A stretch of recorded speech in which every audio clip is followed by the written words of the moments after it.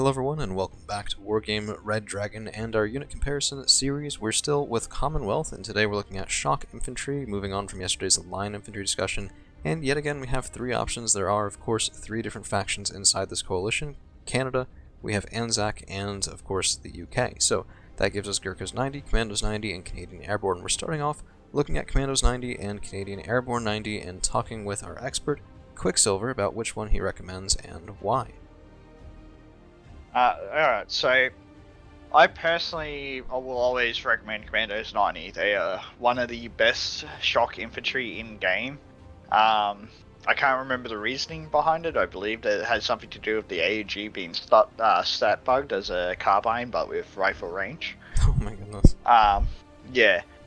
20 points, you get a 18 AP, 10 round minute rocket launcher. You get the Mini-Me, one of the best machine guns in the game. They come in a very good motorized transport and as well the ASLAV PC. Not the best, but you get 2 frontal armor and a 50 cal. It's for 10 points. It's pretty good. Yeah, that's not terrible.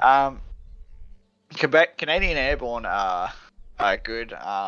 If you want to take them in the CH-47, the 10-point strength helicopter, they're great for dropping on the front lines, and then you get a 10-point helicopter to do suicide recon, as I call it. I mean, that's one way to screen for more expensive helicopters. I guess if I had to ask a question about it, it would be, it seems like for 5 points, the upgrade of the Carl Gustav M2 to M3 is a little bit anemic, and I know the M3 is really good. 60% accuracy, 20 AP, 875 meter range, and the range scaling does matter because it increases your accuracy. It's just, I don't know, 2 AP power for another 5 points is, I mean, that's an ask, right? It is a fairly big ask, but that 2 AP can save you in a lot of situations. I feel like the Commandos' ability to shred infantry is just more important. Gotcha. When it comes to AT weapons, there's better options in Commonwealth. So let's take a look at one of those options. If you're going to go ahead and go for the Primo Shocks, I guess that would be the Gurkhas 90 from the UK, and these are technically light because we do also have, of course, Paratroopers and Paratroopers 90 that are, honestly, they seem pretty similar, but I think Gurkhas 90 tend to be the pick, and to be honest, I'm not entirely sure why. So, I mean, why would that be?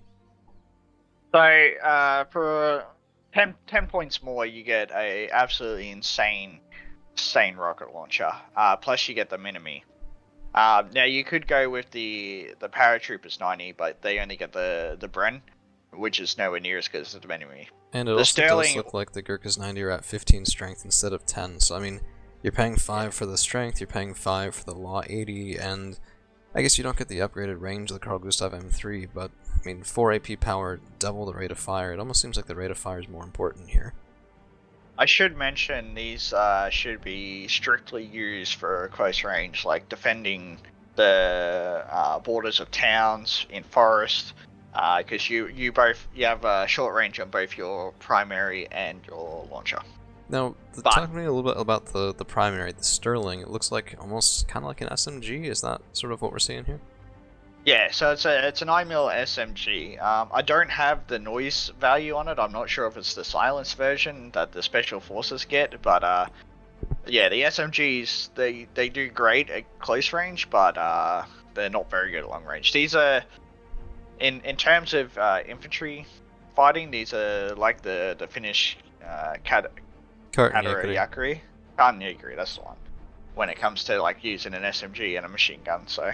Very good unit. So by close range, do you mean like town to town, inside of a single town block, in forests? What's sort of the situation here?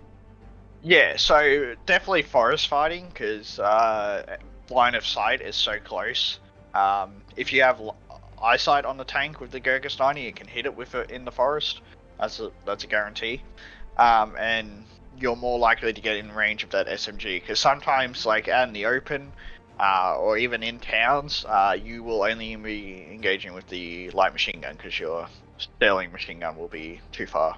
I guess depending on the structure of the town block and how far away it is, and sometimes wargames screwy on range calculations anyway. It looks like in cities, because isn't it a thing that infantry can have technically a facing inside of a town block? Yeah.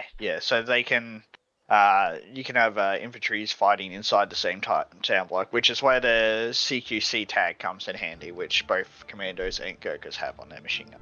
Gotcha, Means gotcha. that they can fly at close quarters. So it sounds like this is one of those where it might again sort of come down to your playstyle, which is a little bit of a tough spot for me because my intention with this whole series is to help people pick something. And if every video we're sitting there going, yeah, you know, any one of these is great depending on how you feel. So I guess my question to you is, do you have a focused answer for which one of these you would take and why? Okay, I just thought about it. If you are taking diggers as your line infantry over fusiliers, take the Gurkhas. And if you're taking fusiliers over the diggers, take the commandos. So I guess the That reasoning way would be the Fusiliers have high anti-tank, so you don't necessarily need it as much on the commandos. Yeah. So essentially, you wanna mix these units in with one another. You don't wanna a commando should be paired with a Gurkhas or a Fusilier or something like that. You know. Gotcha. So let's just take a look at that real quick. So we have the Fusiliers 90, and then we have the Commandos 90, and you'll notice the Fusiliers 90 for 5 points cheaper technically put out a lot more anti-tank damage, but they don't have shock training, they don't have the mini-me, so these complement each other pretty well. And then if we're looking at the Diggers 90, yes, you have 20 rounds a minute, but only 16 AP value isn't really going to do much to heavier assets, so then the Gurkhas 90 makes sense to sort of come up with that difference. And it almost seems to me that the Fusiliers Commandos 90 combo is a bit cheaper.